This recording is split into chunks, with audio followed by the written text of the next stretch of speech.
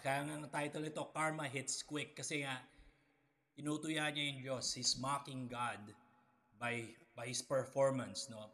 Walang pinagkaiba to dun sa Old Testament na hari na napaka-proud niya, 'di ba? Hambog siya, arrogant siya. Tapos ano nangyari? He dropped dead.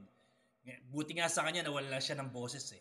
Kasi nawala lang siya ng boses kasi you mock God, somebody na mas makapangyarihan sa atin, somebody na gumawa lang sa atin, you're mocking God and karma hits quick.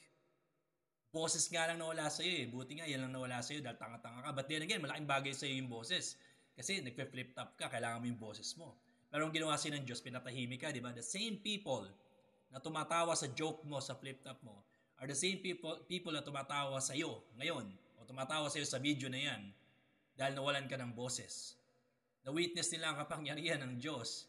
After you mock God, ano nangyari sa'yo? Lesson learned, motherfuckers. Never mock God.